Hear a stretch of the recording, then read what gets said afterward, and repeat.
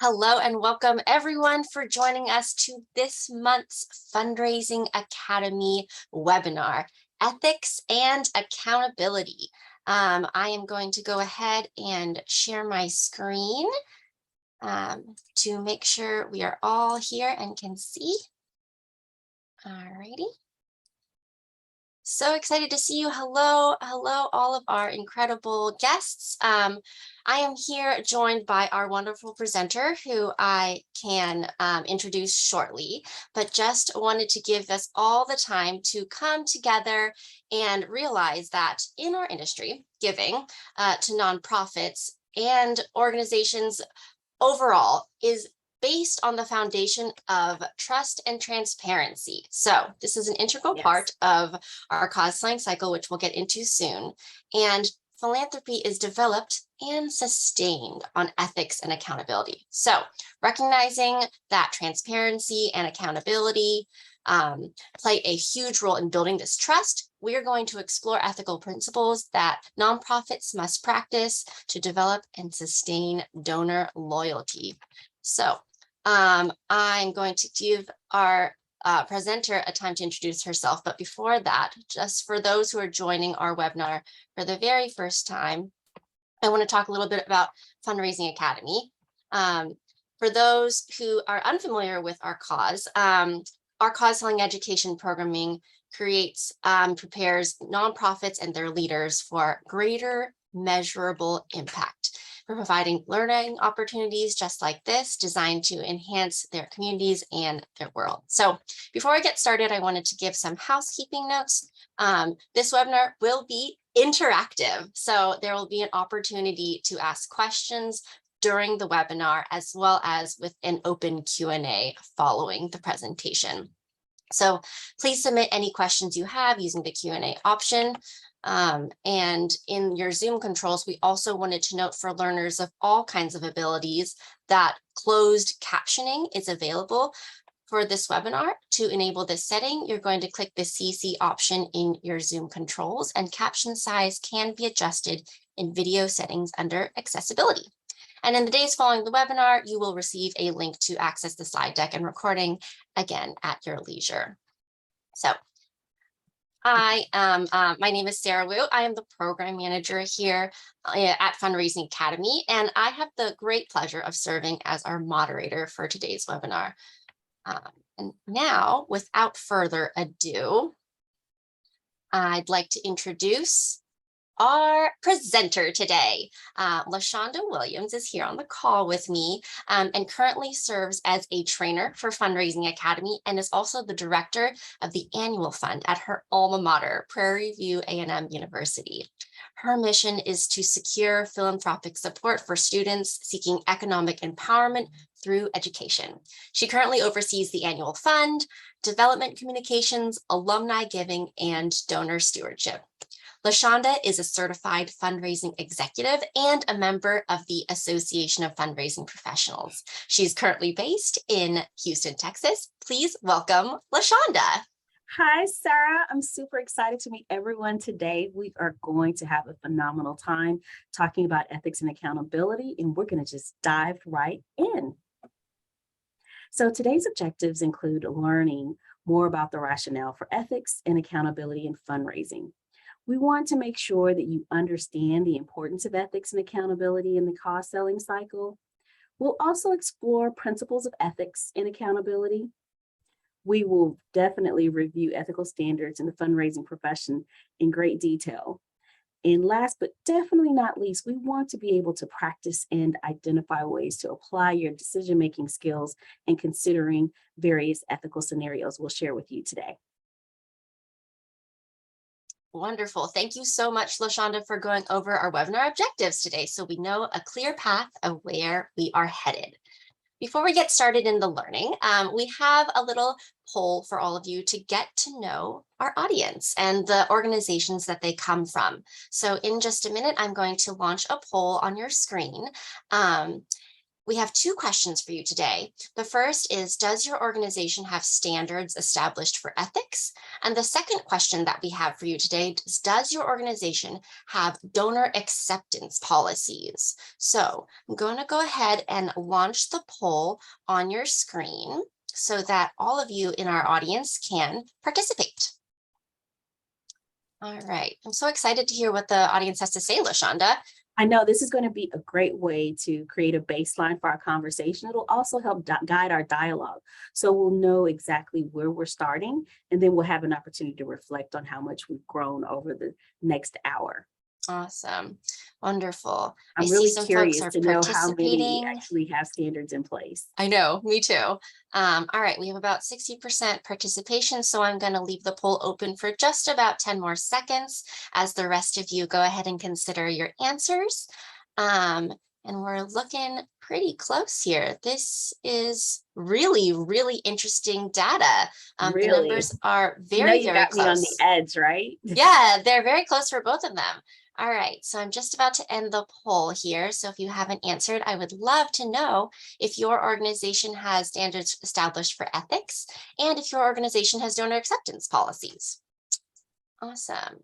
All righty, everyone. So I'm going to go ahead and share the results with our group here. It looks like for the first question, does your organization have standards established for ethics? 54% said yes, and 46% said no. So we are Oh, split actually on the wow. establishment of ethics, and then exactly split on the second question, which is, does your organization have donor acceptance policies specifically? We are 50-50% on Oh, yes and no, LaShonda. so we're going to have a fantastic conversation today. So if your organization has standards in place, this is phenomenal. So this will be reinforcement of everything you already know. And then also, hopefully, you will leave with some additional tools. And for those of you who do not have standards established for ethics, this is going to be a phenomenal learning opportunity as we not only share information, but we will have actual scenarios for you to apply the knowledge gained. And having donor acceptance policies in place, that is paramount to any organization because we want to be able to ensure that if a donor decides to make a gift of any particular type, that you have measures in place. So we'll discuss that a little bit more as we dive into the session today.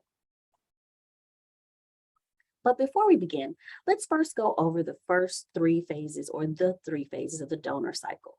So first and foremost, as we're thinking about the cost selling cycle, there are three phases. And the first phase includes qualifying potential donors, and that includes the pre-approach, the prospecting and the approach, which are very important. And then also fading into phase two, which is prospective donors. And that gives you an opportunity to have face-to-face time where you will have some additional mechanisms in place. And we'll talk about the various ethical implications with that.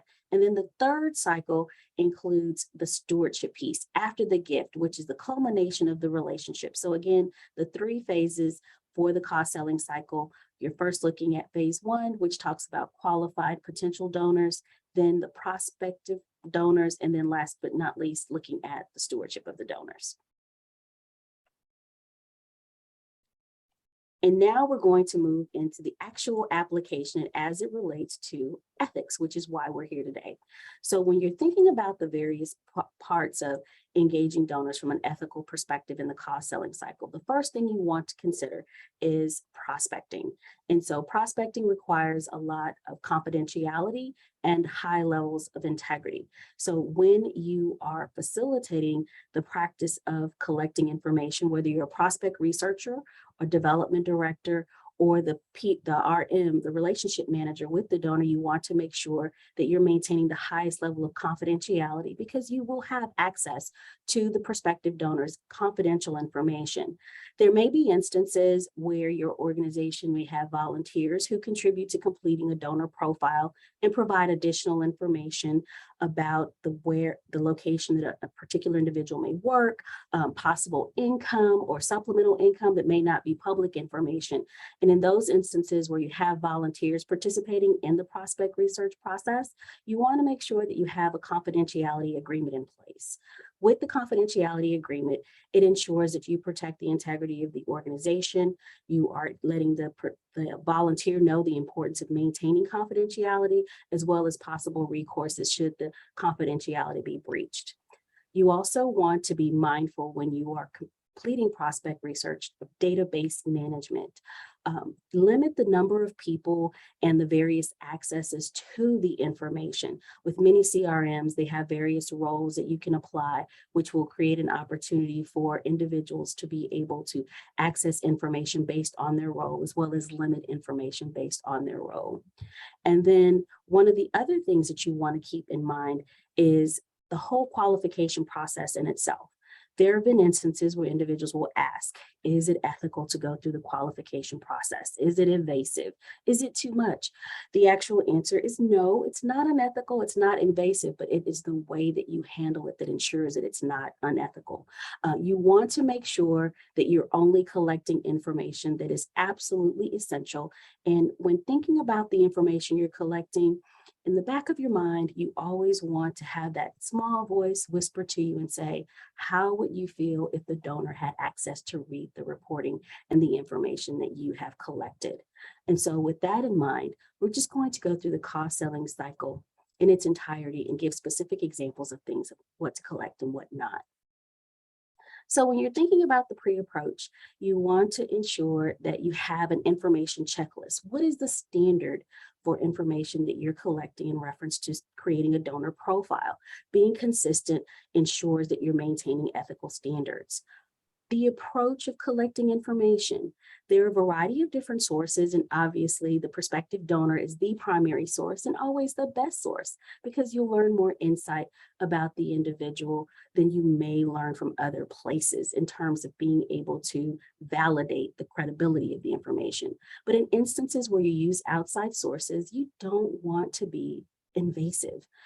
There are instances, sometimes we get a little excited and we may resort to social media and or professional profiles. You want to limit how much information you extract from those areas. And most importantly, you do not want to be considered a cyber stalker. So please do not be invasive when you're using other forms and media to facilitate prospect researching.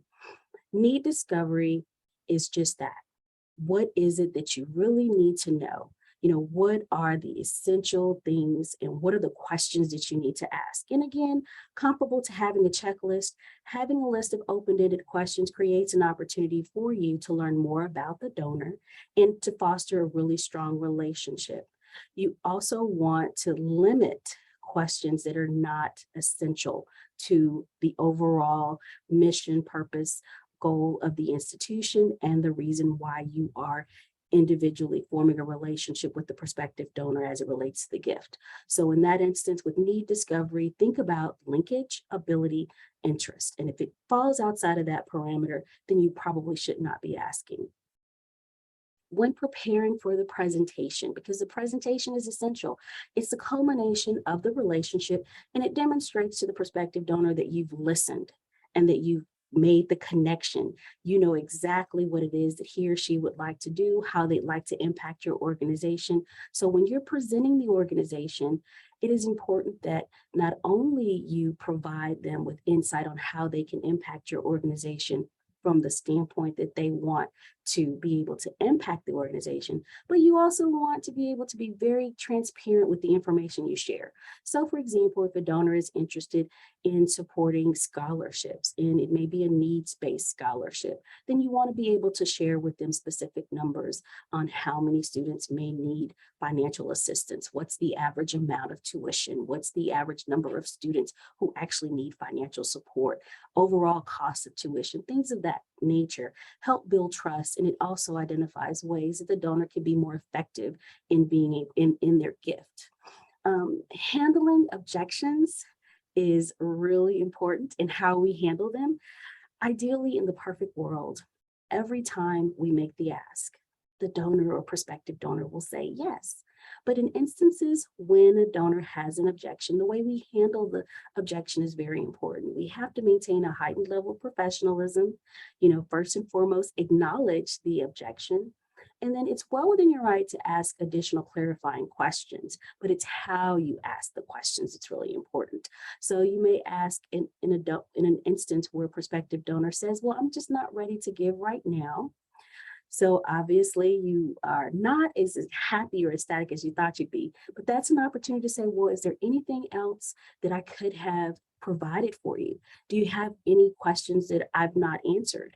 And allow the donor to provide you with feedback on where the particular missteps may have been, or it just may not be a good financial time for the donor. So you want to make sure that you ask the open-ended question, but allow them to guide the conversation.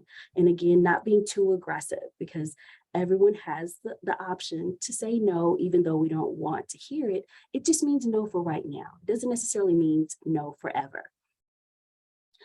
Thinking about when you're making the ask, you want to be cognitive of the various signals. There are a lot of body language signs, that can let you know whether or not they're ready. And you want to be cognitive of your body language as well. You want to make sure you're open and receptive, that you are looking engaging, and that they can hear the passion about your organization, just raining through the words that you say, the way you express yourself, as well as your body language.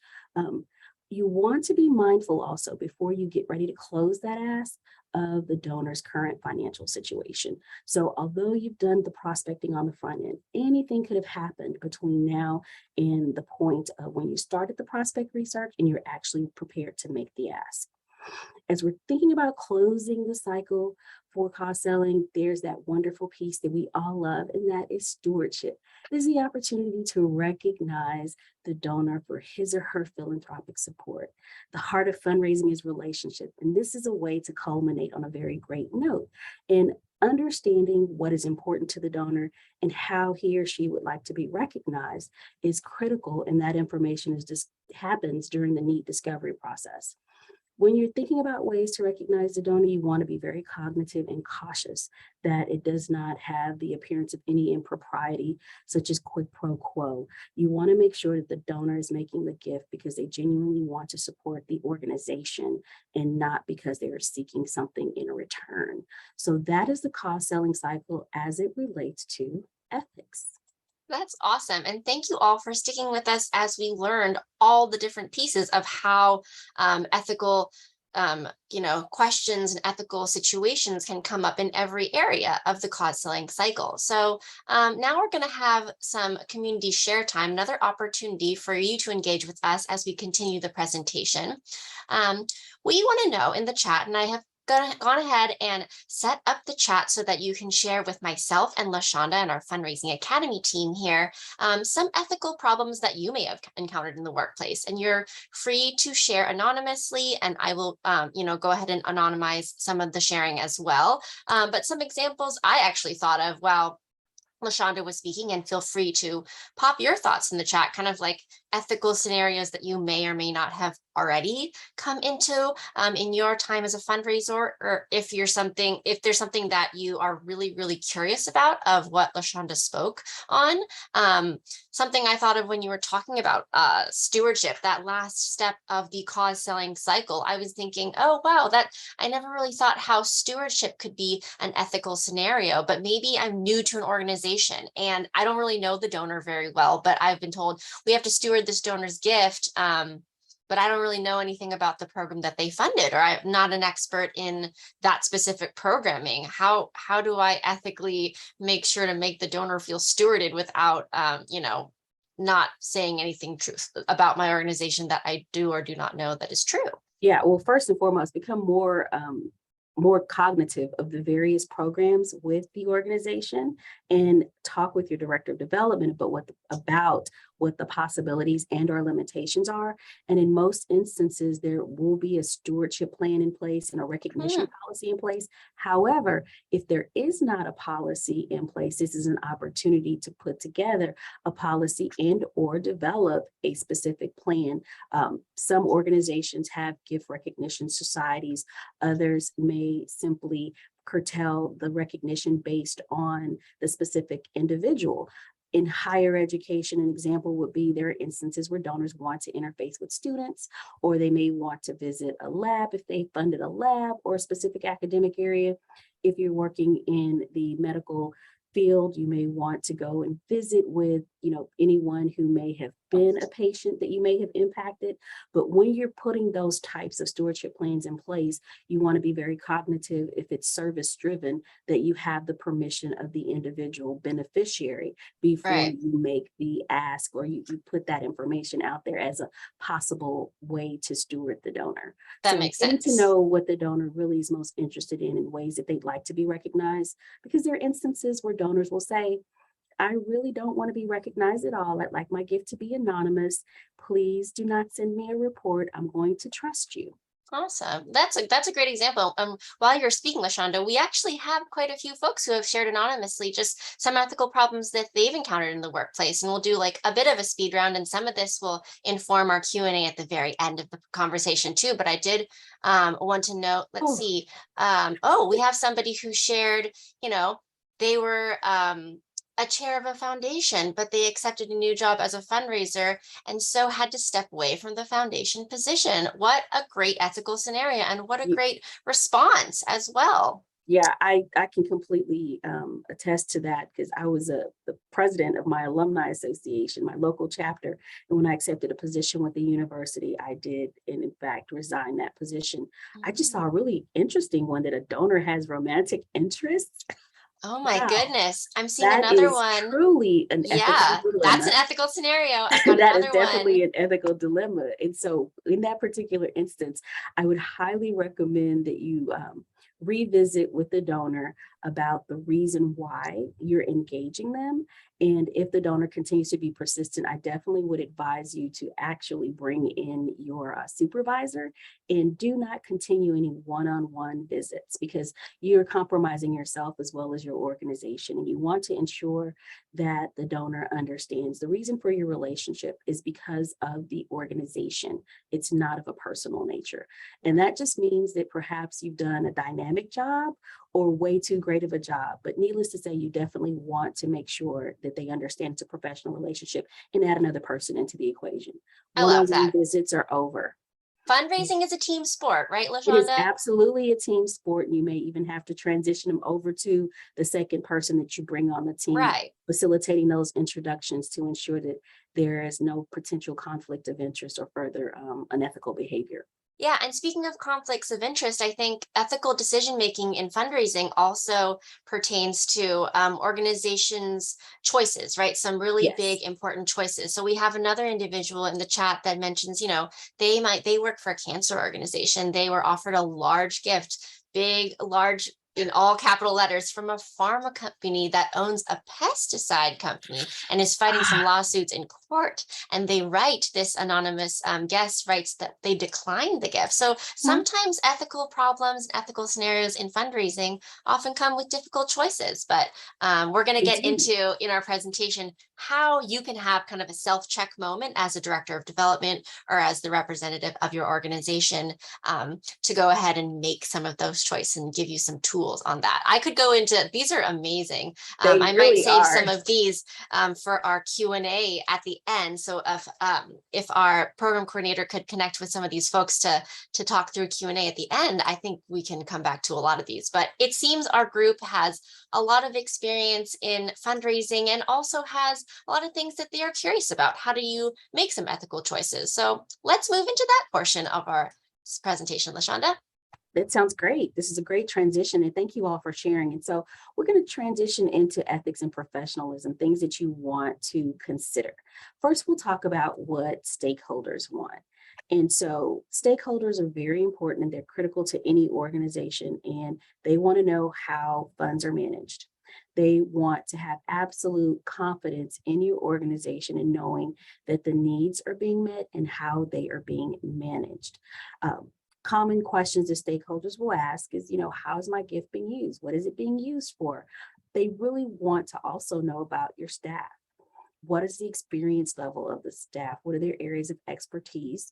Who are the managers and or leaders of the organization? Providing information about their background helps create opportunities to strengthen trust and also promote transparency. And there have been plenty of instances where I've been asked about confidentiality and how confidentiality is being kept. And I mentioned earlier, one of the many ways to secure donor and prospective donor information is limiting access to information based on roles and responsibilities. Many times stakeholders will say, send me a report on the overall organization's progress. What were the goals for the year? How far along were you able to move the pendulum with the goals? Were you able to achieve them? And how were you able to achieve them? What are some of the successes? The outcome and the impact of their gift is very important to any stakeholder. And then, obviously going back to that stewardship piece, how is my gift being recognized? Those are just a couple of things that stakeholders want to know. But then in addition to that, donors want to and they need to trust you. They need to trust that the organization is managing their gift with absolute integrity, and whatever the designation may be, that gift is being channeled to that specific designation so that they can see the impact of their gift directly. There are many instances where nonprofit organizations are raising an abundance of unrestricted money, and I work an annual fund, and they want to know how are those annual fund dollars being spent. So it's important to have reporting procedures in place, and also ensuring that all dollars that are raised are in alignment with the mission and the purpose of the organization. Donors' names and gift amounts, that often comes up in conversation. Different organizations to increase giving often have donor roles and recognitions. So securing donors' permission first is very important. And there are instances with online giving CRMs that, giving forms will have options for the donor role to populate and share donor information, whether it just be a name and or gift amount. But you want to make sure that those forms include an opt-in option, meaning that it is okay to publish my name. It is okay to share my gift amount. You want to secure their permission. When sending out communication, donors want to make sure that the information is accurate. When I'm making a gift and I get a gift report, I want to go back and tell the world how my gift has impacted others. But most importantly, I also want to be able to effectively talk about the organization, and being able to effectively talk about the organization is having accurate information. You have to be transparent in all that you do. And transparency includes making sure that information about budgets, financial audits, all of those things are available should a donor ask, because we are public. So we have to make sure that they're immediately available and that we're adhering to their requests. So those things are absolutely critical to be in place. And then also, there are instances where donors may have made restrictions and the particular research may be over, or the program may have dissolved as a result of not having enough participants, or the organization's mission shifting just a little bit. And so in those instances, it is the relationships manager's responsibility to go to the donor and share with them the said changes, and that although they may have made their gift to a specific designation, because that designation is no longer in existence, here are some other opportunities that you can support the organization, but this particular juncture or this particular area is no longer available. And again, last but not least, we're always wanting to acknowledge their gifts in the manner that they'd like to be acknowledged. There may be instances where you may have a donor who makes a significant gift, and they may want their gift to remain anonymous. We must at all times respect the donor's wishes and how he or she would like to be acknowledged. Great. I love that, Lashonda. And I think it's so important in this slide, right? We're talking about ethics and professionalism. I'm even harkening back. I'm still really interested in a lot of our guests talking about how they are struggling in some ways to maintain those relationships in an ethical way, right? Folks who maybe we're on leave and we're Yes. managing a relationship, and we're having to repair a donor relationship with an organization to share with them what's going on with the organization, how the funds have been spent. So these are all really great things to consider, and I think that in our next slide that you'll get a lot of information on how to do that, how to repair relationships, and how to foster really great ones. Exactly. And it all begins with accountability. And so, thinking about accountability, there are a variety of ways that you're accountable.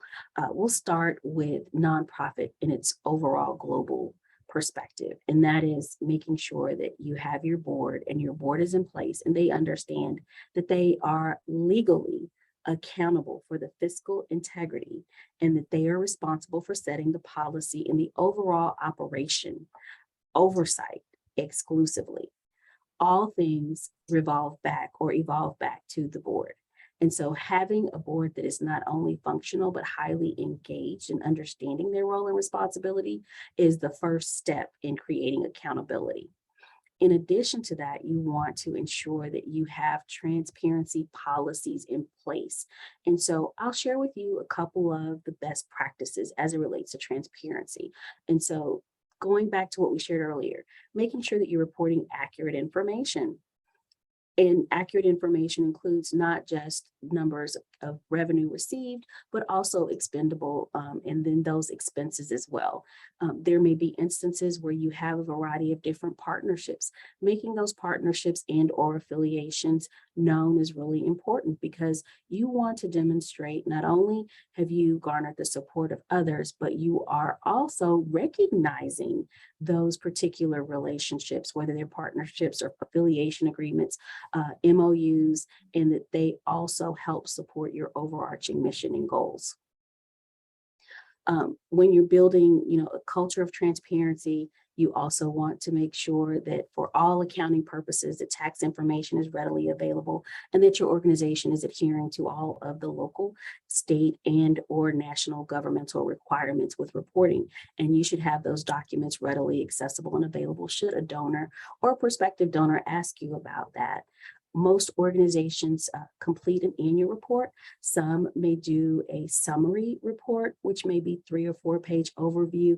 There are instances where organizations will make a more robust annual report that goes into details and provides highlights of individuals that have been impacted by your benevolence. So that is one way. And in addition with that, those highlights, including the fiscal policy and execution of how the impact has been made with the beneficiaries, as well as how those dollars were spent, providing a metrics of what percentage of your dollars went in particular areas and how much was raised in each area and the impact really helps with not only strengthening the relationship with the donor, but demonstrating the overall community impact, which is very important in building a culture of transparency.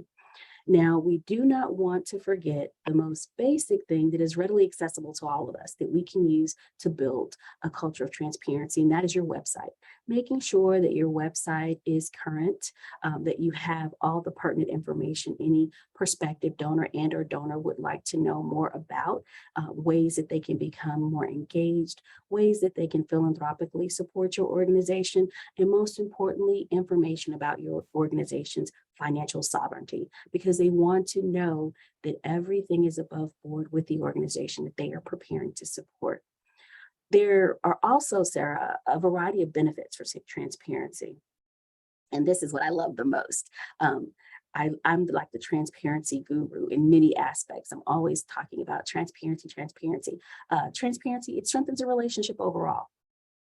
The power of transparency, it creates an opportunity to have a more cohesive relationship, whether it be relationship manager donor or employees, but transparency, it deepens and strengthens relationships holistically.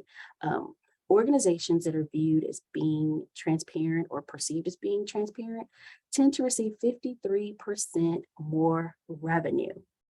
So we are nonprofit and we should act in that fashion, meaning our books and our records are always open and we're ready to share information with prospective donors and donors. And the benefit that I really love the most, I'm using your word, Sarah, love, is higher donor retention. We want to have programs in place that are supported for the life of our organization. And we want to have long-term relationships, and long-term relationships begin with trust. So making sure you have the transparency and the trust, and you will be able to retain your donor for the long haul, which overall benefits the institution for the longevity, creating sustainability, which is very important to continue to be very viable and continue to impact the community. I love There's- that, LaShonda. yeah, Actually, I would love to highlight that, right? We're talking about a real business purpose. You sharing the statistics of organizations being viewed as highly transparent, actually receiving more revenue is something more that you revenue. can take to your leadership, to your board, to folks that say, oh, it would be good to have ethical standards or principles at our organization, but we just don't have time for that. I think that it's a great way to call back to how fundraising is about relationships, and relationships are based on trust. And so to give a relationship a good start, to create less uncomfortable situations and less ethical scenarios in the future, it's really great to have principles in place and policies in place, which I'm so excited for you to talk about the last portion, that gift acceptance policies that we talked about, the question in the beginning, where we were 50-50 split. Only I half of our know, group right? here has them. So tell me more about that, LaShonda.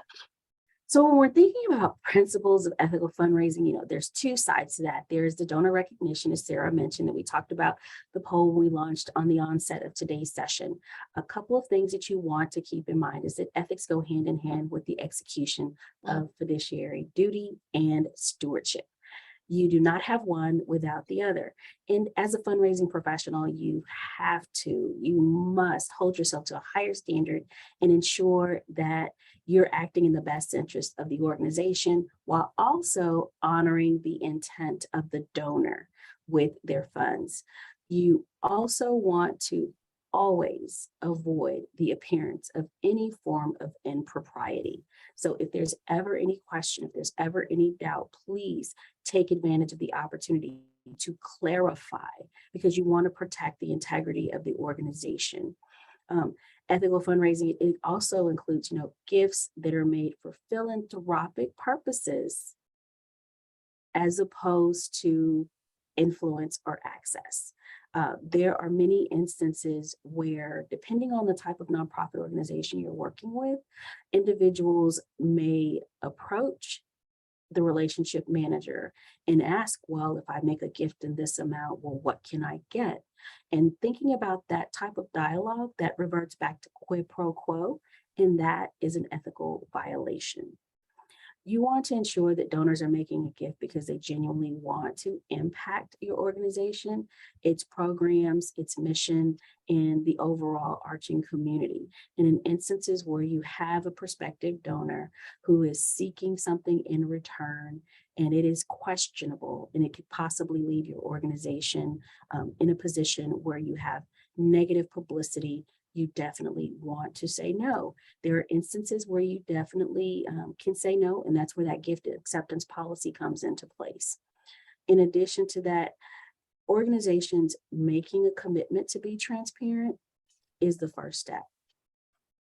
It is absolutely the first step. And you can govern in that fashion by also making sure that you uphold the tenets of the Donor Bill of Rights, which is important. And I mentioned earlier the donors having access to their um, to their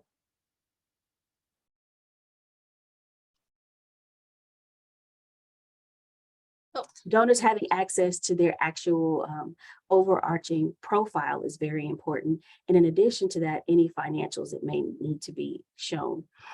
There are a variety of different steps that you can advocate for donors in making sure that they have privacy, and that you also make sure that their wishes are being respected. There are also instances where donors would like to know, and hopefully none of your organizations do this, but there are instances where organizations may sell or share information. Before doing any of that, you must inform the donor, and you have to have full disclosure. And that goes back to the importance of transparency. You have to make that information public. Donors should also have the right to limit what information is made public. Although I may be a donor of a particular organization, I may not want my gift to be made public. I may not want the specific designation to be made public, or I may just want to be anonymous holistically. But either way, we definitely need to respect that donor privacy. And We mentioned this earlier, making sure that we're not invasive. How are we collecting data? How is it being used? And then how is it being shared and protected? Having these conversations with your team early on will help preclude any potential ethical violations or conflicts. Now, as we're thinking about donor recognition, we mentioned earlier it's really important that the donor is giving because they generally want to support the organization. But there are some basic principles that need to be applied as well when we're talking about donor recognition. And the first one is, all donors should receive an acknowledgement letter within 48 hours. You want to make sure that the gift is acknowledged in a timely fashion, and that immediately lets the donor know, okay, they've received my gift, they're acknowledging my gift. I definitely made the right decision. So it's a way to provide positive reinforcement that your organization is being responsible with their gift. In addition to that, you want to make sure that you have a gift acceptance policy that's very consistent.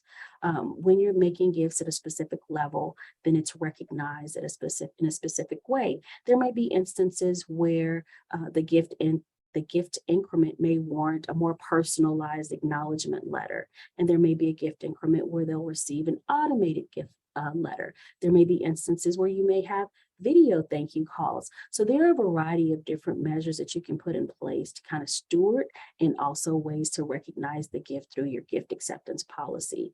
Um, the donor cultivation process is really important. And so during the cultivation process, we always want to be very cognitive of how we're engaging our donors and keeping in mind any potential cultural differences and or religious views, because we want to respect the donors. So a part of that discovery phase is when you identify these particular things, so that you'll know that in this particular culture that is customary to not acknowledge the gift, or to acknowledge the gift in a specified way. So knowing that information about your donor early on helps you do a better job with recognizing them. Having centralized way of collecting information, making sure that the record keeping is up to par is really important. And then there's an opportunity also that you can reinforce your mission in your gift receipt. One of the things that some organizations may do is include what their mission statement is on the gift receipt. There have been instances where I've heard of organizations sharing the donor bill of rights on the back of a gift receipt, so that they understand that that you have rights and we recognize your rights, so they can inquire further if they'd like to know more about the organization. And it also reinforces transparency. So if a donor would like to ask at any time, they know that they have access to this information. Creating an acknowledgement process helps govern the overall stewardship process. And it's really important that you have a process in place if you do not have one. And again, starting by thinking about, gift recognition levels, who within the organization will be the signature on the gift. In instances where you have gifts that may be memorial gifts, how do you facilitate that? How do you recognize that gift? There may be instances where individuals may make a gift in honor of someone that is currently living. And, do you not only send a acknowledgement letter to the donor, but do you also notify the person that the gift was made in honor of? Having the policies and procedures will help you run more effectively and efficiently, but most importantly, it will allow the donor to know that you really respect how they want to be recognized, that you're being transparent, and they can trust you with their gift. Yeah, I think that trust is really paramount, and something that I wanted to highlight for our guests today, and something that also came up in the chat to us anonymously, is, the ethical scenario of, say, donors wanting to believe that they're the sole funders of a project, or they made this particular impact, where the foundation of trust that you speak about, Lashana, in the most simple way of just figuring out an acknowledgement process and a strategic acknowledgement process that works well for your organization, is that's where you can build that trust. You can start with the very acknowledgement of their first gift to the organization, to make sure Exactly. they understand the impact of what their giving level is now, what their giving level might be tomorrow or in the future or many days forward. All of that surrounds the relationship building feature that we have here at Fundraising Academy in our learnings, because they're so important to think critically about what that relationship is and how to steward it and how to really foster it and grow it over time. Yeah, you're absolutely right. And so, in instances when you're not 100% there, we have a fantastic ethicals principle self check. Ethics, the what, the how, the why, and when. It's really important. And you want to make sure that your organization is never put in a position that your reputation has been jeopardized and you're no longer able to secure the type of gifts you'd like because of unethical practices or lack of transparency with donors. So, the first thing that you always want to think about, I mentioned just a few moments ago, is that donor bill of rights, which highlights the organization's mission. It provides information about who's serving on the governing board. It speaks to prudent judgment and stewardship, and most recent financial information that donors may have the access to view. And most importantly, having access to view their CRM record, which is very important. And that goes back to with ethical practices, ensuring that all the information is current and that it's also readily available via transparency.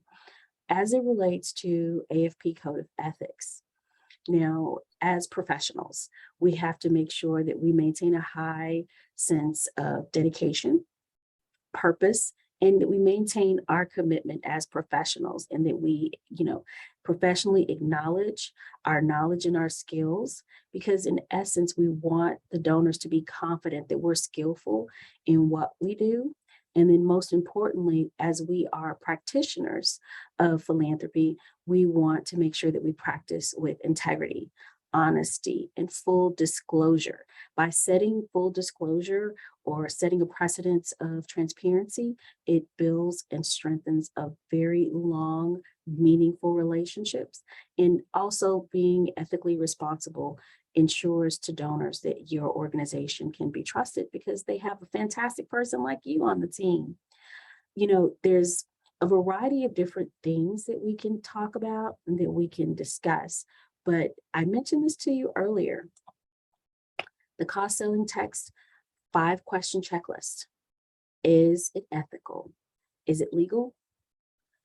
What would I think if someone treated me this way? Um, how would it make me feel? And would I want someone to act this way towards me? Those are basic questions. And if they cause you to pause and not want to move forward with the situation, then more likely than not, it is definitely unethical. And, we also want to think about what are the possible legal ramifications when we're talking about ethical principles. And so, from a board's perspective, legal responsibilities include oversight of the CEO, being able to use legal counsel should the need arise. They're overseeing what particular consultants and experts are identified to facilitate any action on behalf of the organization. It is their responsibility to identify or be made aware of any potential conflicts of interest in making sure that you have appropriate and adequate safeguards in place to protect the overall institution.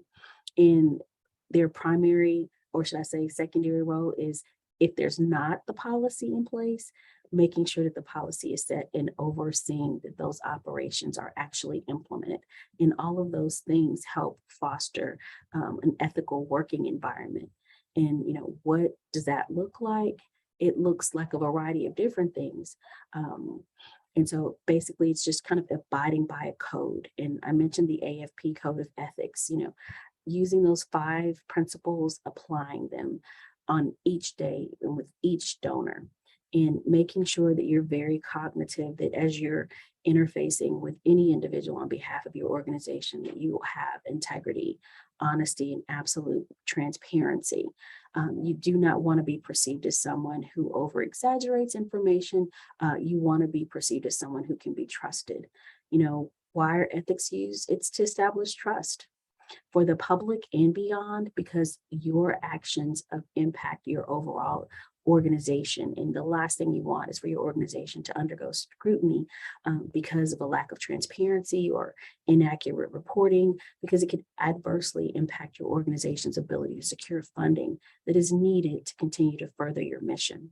That's great. I think, LaShonda, something that stands out to me when you talk about the 5-step ethical checklist and the legal responsibilities of board and staff. I really like that note that you have in here on this slide, that everyone at your organization is important, right? I talked about Absolutely. fundraising is a team sport, and, you know, abiding to those universal principles of ethical fundraising with honesty, respect, integrity, empathy, and transparency within your organization is where it starts, right? Yes. We talk a lot about building a culture of accountability, a culture of ethics throughout your Yes. whole organization where you can weave it through. And that will really set you up for success, so that donors and fundraisers are not violating the code of ethics.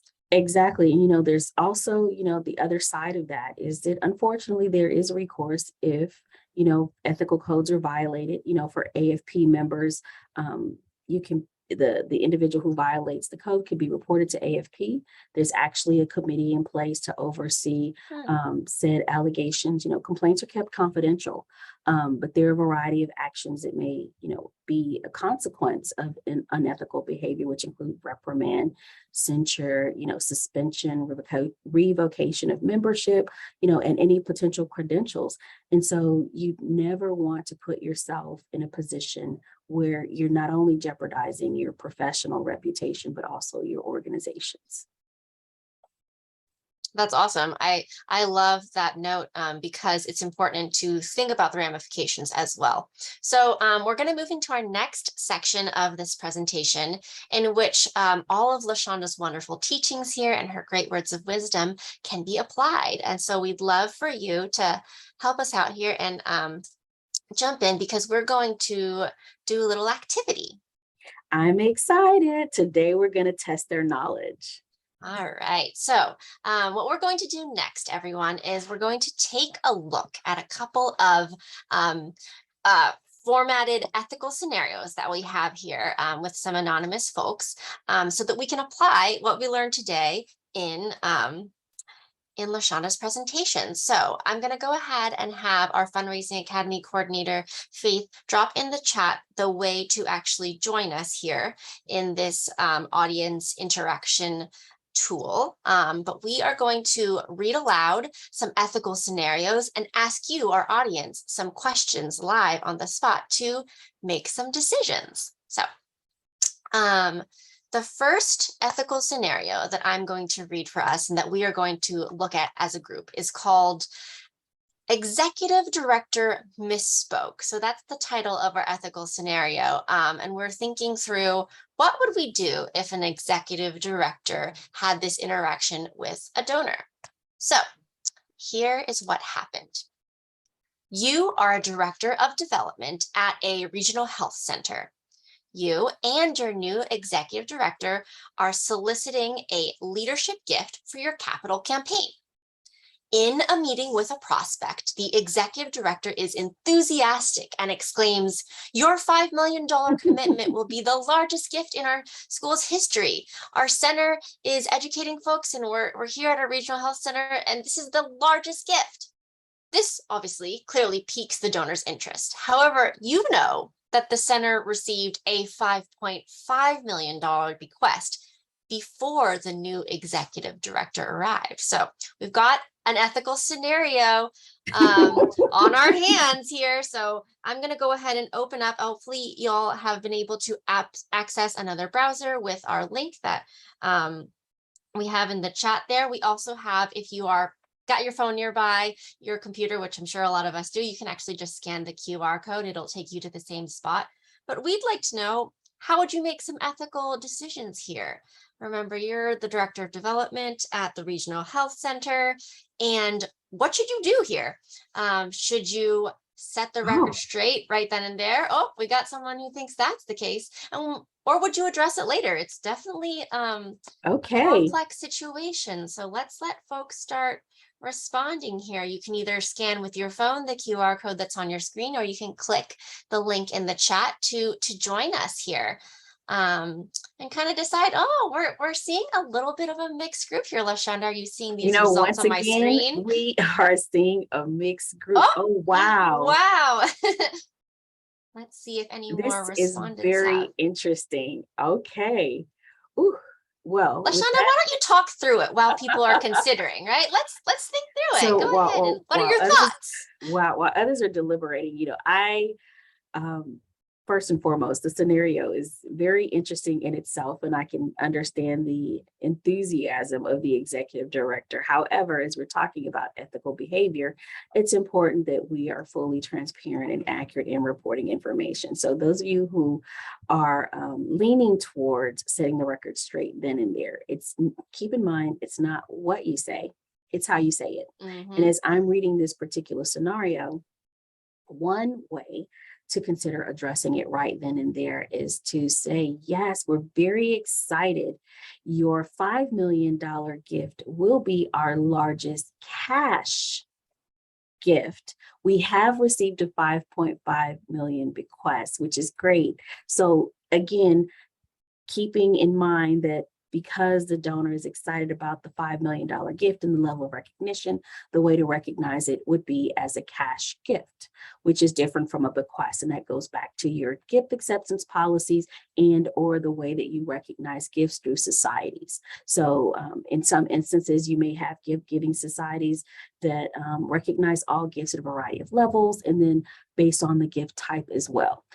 For those of you who say that you'd like to address it later, I definitely can understand that as well, because you don't want it to be an uncomfortable situation for your new executive director. You want to make sure that you maintain his or her credibility.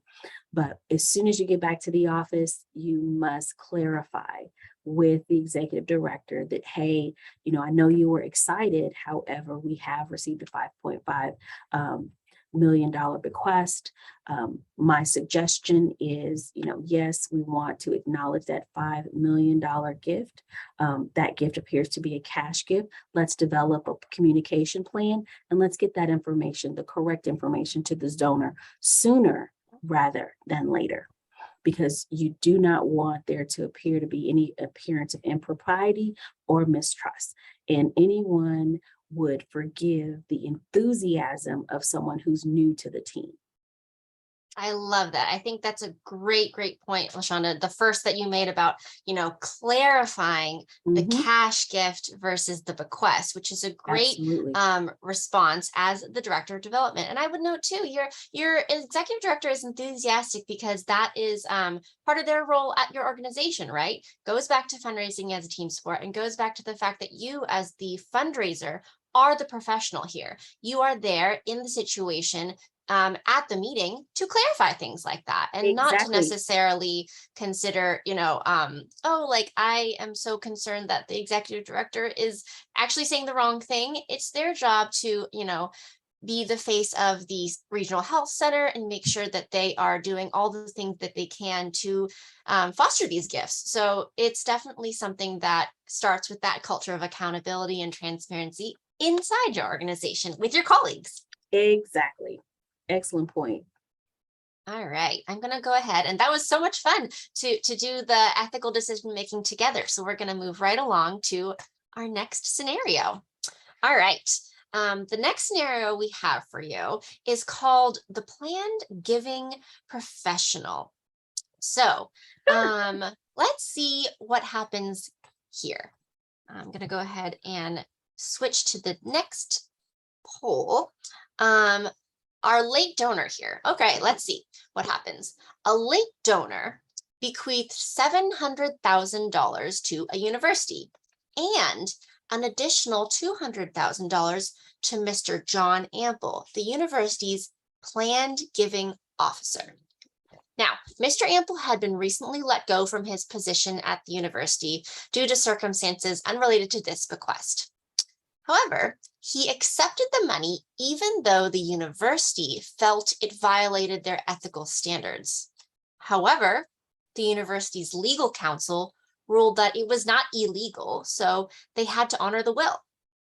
Mr. Ample told a local newspaper shortly after that by doing a hell of a good job, he helped the university realize a very large donation, and there was no conflict of interest in taking the $200,000 gift since he had left the university before he accepted it.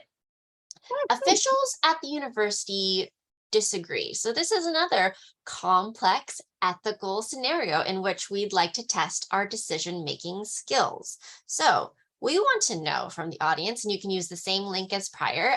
There's the QR code again for you, just in case you've closed out of your window. But we want to know if you think Mr. Ample's actions violate the code of ethics. Do you think he acted in an ethical way or not?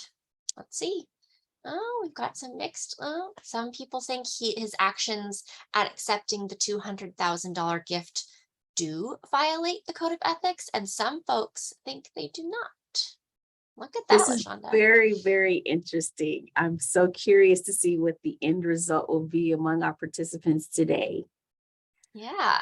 And like the previous scenario, we'll definitely dive in deep to discuss the points of interest as we're thinking about whether or not the action is ethical or not.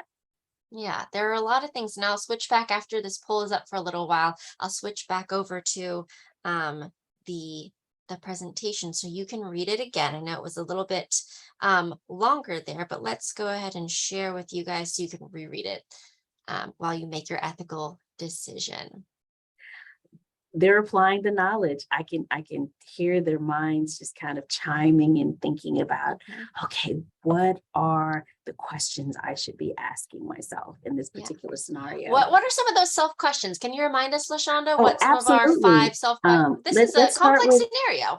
exactly, what, let's start here. Would I want someone to act this way towards me? How would I explain my actions to someone else? How would it make me feel about myself? Is it legal? Is it ethical? Inquiring minds want to know. How are we looking on the poll?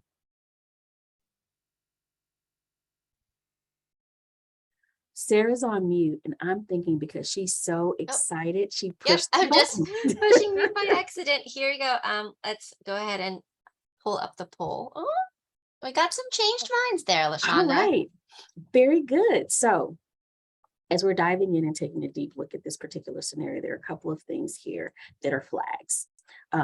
In the beginning, I shared with you all that the relationship that you are fostering and facilitating is the relationship on behalf of the university. And so when acting on behalf of the university, you are not only considering how to move the mission forward, but also the best interest of the donor and what their intended gift is. You are forging the relationship because you are securing support for the organization. That's the first thing. And I reiterated that because that is paramount. Going into the second or third, the second sentence, the information provided, what is raising a red flag to me is due to the circumstances unrelated to the bequest that he was let go. I wonder why. And that is a point for thought. Now, moving further, the scenario goes into details saying that it was not illegal.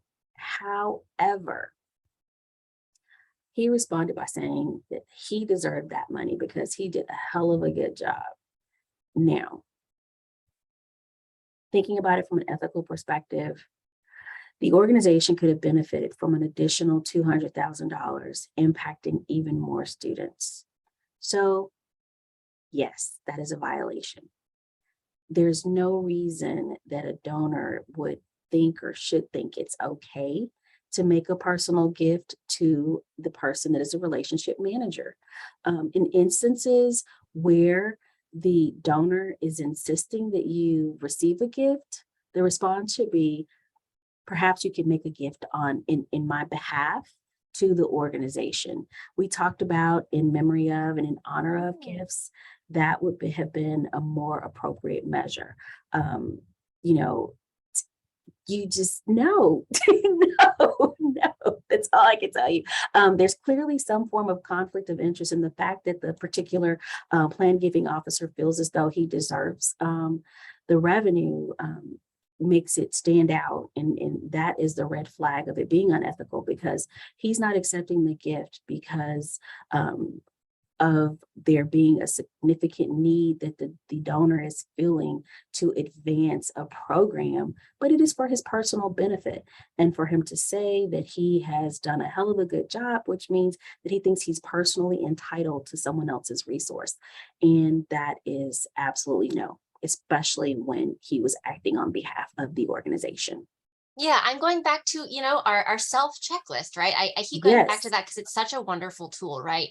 Because some of the questions we answered differently in this particular scenario. So yeah, just to reiterate, our 5-step ethical checklist is what, one, is it legal? And in this situation, it looks like it the was university legal. says yes, It's but legal, but is it ethical? but Right? is Then you it get to ethical? number 2 that says, is it ethical? And you're having a moment there thinking, oh, Mr. Ample had been recently let go.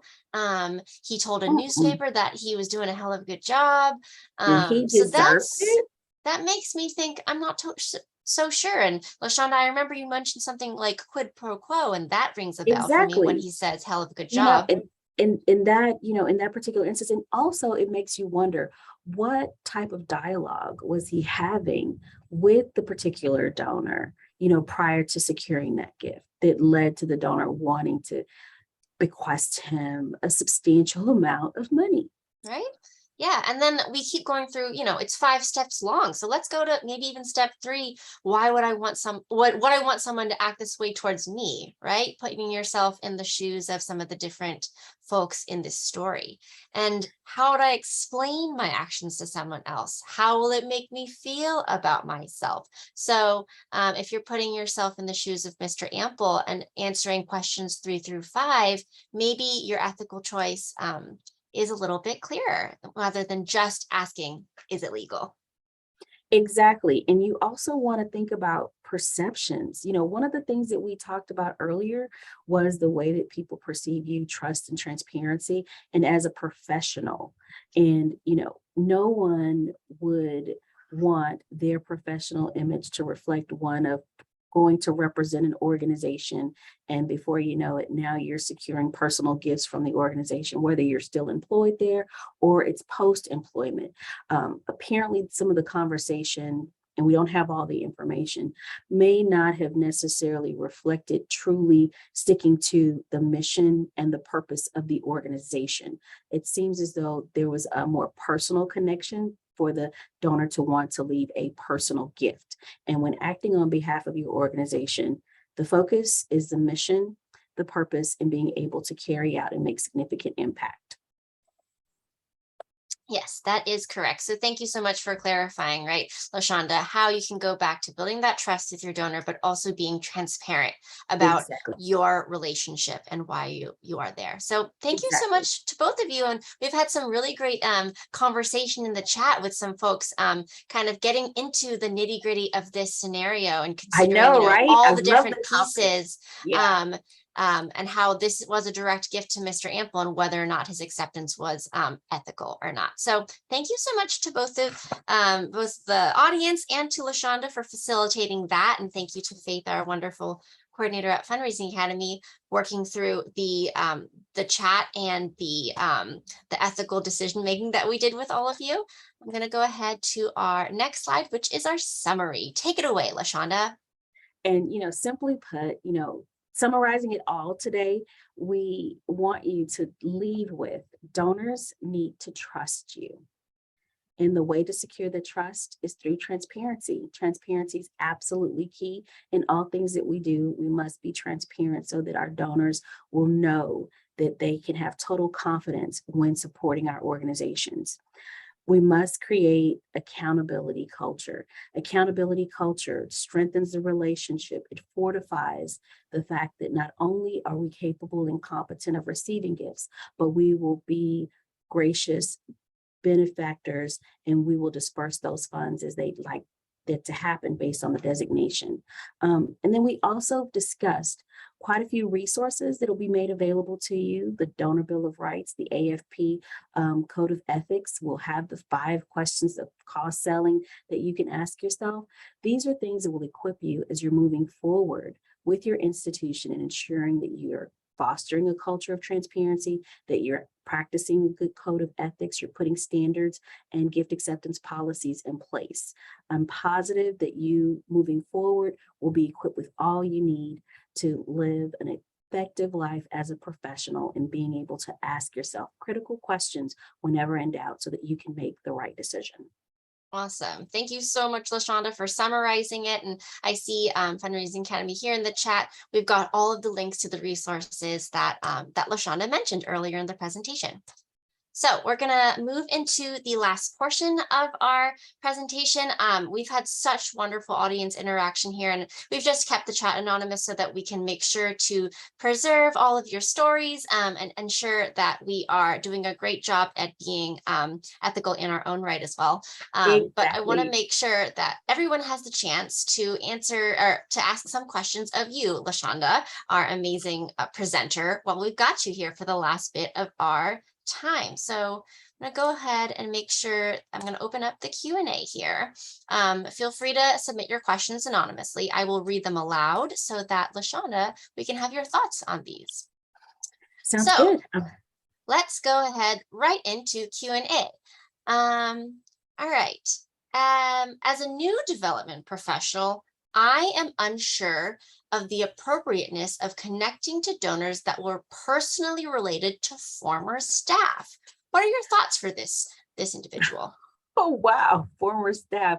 That is a very good question. So from an ethical standpoint, there's not any immediate violation that I can see because you are seeking to develop a relationship with them in support of your organization. Obviously, they've been made aware of the organization through the former personnel, but what you may want to know before approaching the relatives is the situation in which the development officer left the organization. If they left the organization with a good feeling and there were not any problems, then I do not foresee any reason why you should feel that you need to have any hesitation about forging a relationship to continue to increase philanthropic effort for the organization. I love that. So And you have a yeah, relationship, right, with your organization has a relationship with these donors, right? So exactly. a lot of it comes down to clarity and building on the trust that they may already have with Exactly. your former Definitely building staff. on the trust. That example was a great example because I have another friend who had a similar situation. So, kind of knowing what the situations were around the separation will help alleviate any anxiety. Right. All right, we've got another question and also maybe a language clarification I'd like to bring up to you, LaShonda. Mhm. So we have an attendee that asks, what are the key components of donor acceptance policies? And kind of a follow-up to that in the chat I'm seeing is maybe there a reason that we're using donor acceptance policies as the language versus gift acceptance policies. We really do try to accept all of our donors, which I think is very kind. So yeah, some key components of donor acceptance policies you might share, and kind of a differentiation between the use of the language donor acceptance policy, gift acceptance policy. So first and foremost, when we're talking about I'll start with the donor acceptance versus donor gift. Donor acceptance it refers to, from an ethical standpoint, the types of gifts that are being received and the donor. A part of phase one of the cost selling cycle, you are facilitating prospect research. And based on your particular organization, you may or may not accept gifts from a particular donor based on their affiliations. So, for example, if your organization may be an organization that facilitates cancer research, will you accept a gift from a tobacco organization? Donor acceptance. Donor gift policy will speak specifically to the types of gifts that are received by your organization. Some organizations only receive cash. You may receive actual gifts of cars, real estate, art, jewelry. And when you're coming up with your gift acceptance policy, you want to ensure that you have the mechanisms in place to help facilitate the transaction and liquidity of those said assets. Do you accept stocks, bonds? So that is the difference between the two. And then your first part of your question, Sarah, if you revert back to that. Sure, that was really great, a language update there so that we can consider the different policies we might want to have in place at our organizations. The attendee asks, what are the key components of your donor acceptance policies? So key components, I kind of I clarified all in once. So key components and acceptance is again the types of gifts that you accept, and then the way that gift receiving happens. So for example, if you are only accepting cash, if you're accepting online, if you are accepting credit cards, making sure the donors understand that you are adhering to the current PCI policies and procedures if you're accepting gifts over the phone. And then also in instances when you're collecting the data, how is that being used? So that they run hand in hand with the gift acceptance policy, the types, the ways that people may contribute to your organization. Perfect. I love that. And that's a great clarification on the language as well as what things that you might consider for your organization. All right. Oh, actually, I have something that is an interesting question as far as resources goes. Is there a quick check resource that you recommend to check ethics when people are fundraising on behalf of the organization and want to give them a cheat sheet? So I'm actually thinking of some resources that we have at Fundraising Academy, LaShonda, but my thought process here is maybe you have, maybe you're the development director and maybe you work with board members, maybe you work with volunteer fundraisers. What can you give them as resources to help check their ethics? So I would definitely refer back to the checklist that first and foremost that we shared today, asking yourself those questions and referring to the AFP Code of Ethics. To me, those are the paramount checklists. However, thinking about your organization specifically, there is an opportunity for you to meet with the board and or your director of development to talk about any particular ethical situations that may have arisen, and then coming up with policies and procedures and developing your checklist based on the type of gifts that you're receiving for your Mhm. organization, because you want to make sure that you not only have industry standard information, but you also want to make sure that you have something that is customized and in place to your specific organization. So you definitely would seek out, other members of your team to help you with developing that list. That's great. I think that's amazing advice for our diverse group here that's in the chat and that's at our webinar today. That may work for a variety of organizations. The types of gifts you accept and the types of donors that you typically have will really inform a quick cheat sheet or checklist. But our 5-step ethical checklist is a great place to start. Another question that we have in the Q&A here, LaShonda, do you have any thoughts about requesting that donors are approached with a request to move them into receiving emailed acknowledgements versus mailed acknowledgements? So this is a modality question about Absolutely. talking to your donors. That is very important. So um, donors, what donors want is paramount. And we want to make sure that we are always adhering to what is best for the organization, but also honoring the donor's wishes. A preferred method of communication is one of the ways that we can honor donors' wishes. Standard practices, depending on the gift ask amount, will determine the type of multi-channel communication used. However, if a donor has said that he or she does not want to receive information via email, then it is your responsibility to ensure that they are removed from the email distribution list. If they've said that they opt out on any phone calls, make sure that you're honoring those requests. And then there are instances where donors will say, do not contact me at all. And that too is well within their rights. And this goes back to referring to the Donor Bill of Rights. Perfect answer. And I think it all, again, it's building that relationship, building trust with your donor. And anytime that you have the opportunity to sync up with your donor and ask them a question, it helps to build that trust and to build that relationship one-on-one. Another question we have here that maybe just because of time, I want to make sure that everybody has their questions asked. So if you've got any burning questions, please go ahead and submit them now. But I'm going to ask this one that we have in the Q&A. How do you check the reputation of a donor? Perhaps they are trying to whitewash a shady reputation through your organization. So this anonymous attendee asks, they say the tobacco company example is a great corporate level example, but I'm not sure if I heard the answer to that. So if you could clarify the Mhm. corporation one, and then also maybe share some resources about how to do some needs discovery, how to do some pre-approach, how to do some research on your donor. So, with reference to the tobacco company and cancer research, definitely that would demonstrate a clear conflict of interest. And so it would be up to that director of development and or that board to have the policy in place to ensure that there's no conflict, because there have been instances where you have alcohol distribution companies that have huge campaigns on drinking responsibly. So it depends on how those funds are being used. But most importantly, you always want to ask yourself, what would the public perception be with that type of relationship? And weigh out the pros and the cons and identifying, what works best for the organization. But I would probably stay very far away from that, just because you want to make sure that you're not giving conflicting information to those recipients of those gifts and those services for cancer research.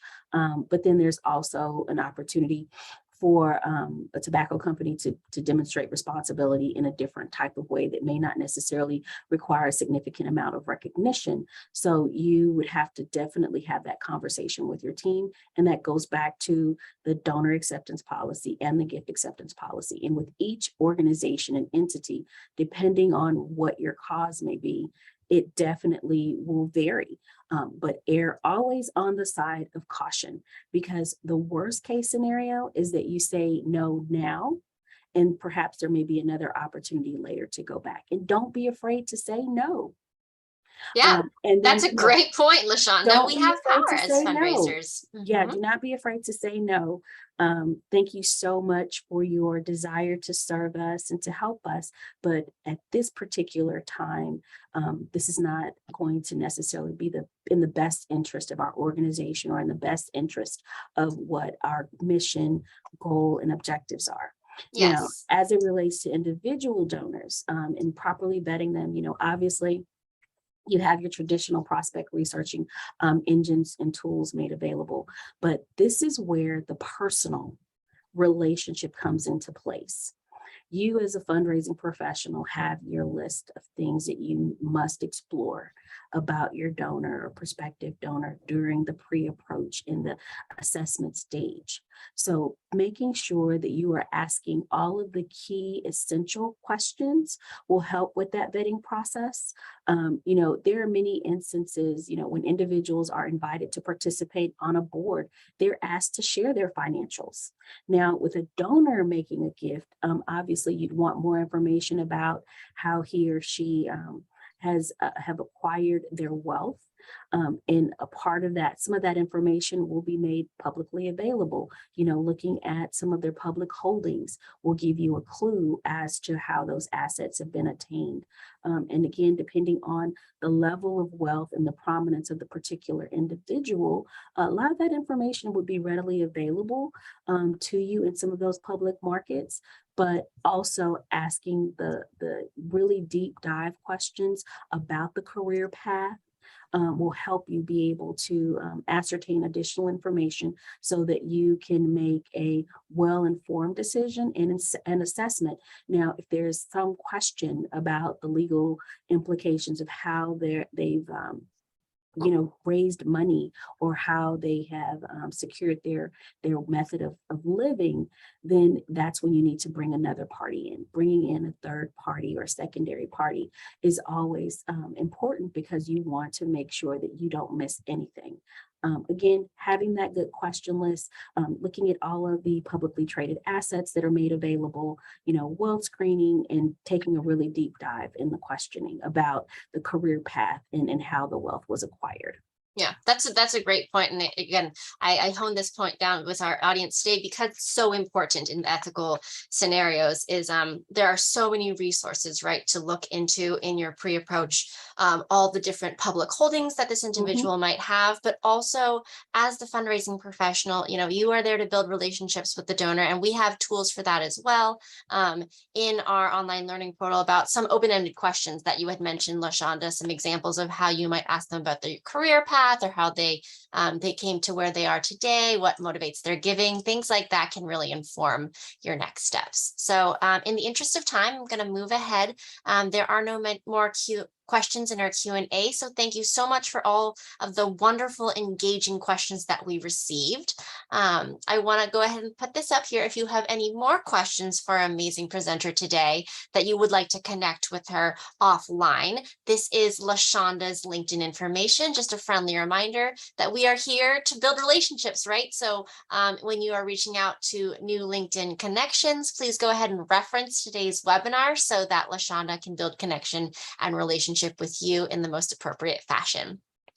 And then the last little bit here that I mentioned earlier, and LaShonda and I have both kind of talked about a few resources that we have to support you, our ethical professionals, that we have our online learning portal here. So I'd like to let everyone know that in the chat, we're going to drop a link to how to join at no cost. Thank you, LaShonda, again, for your inspiring presentation.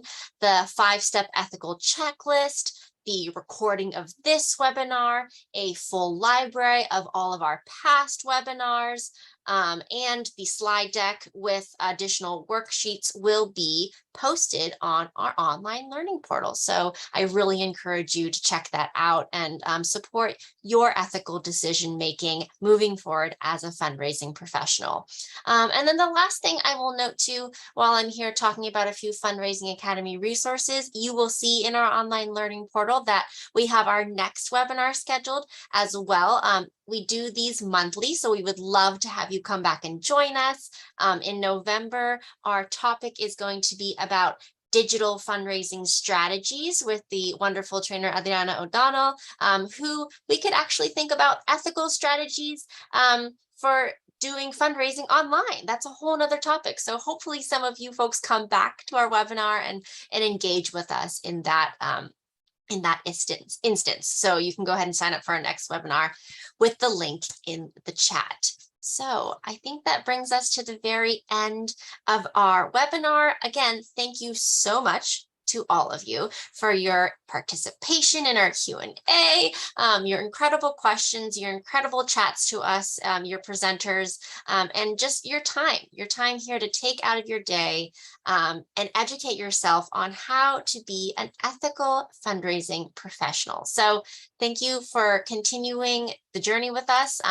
If you would like to help us improve our monthly webinar series, which we would really love, go ahead and provide some value back to us by taking a couple of minutes after this webinar closes to go ahead and fill out the survey that will appear on your screen from Zoom.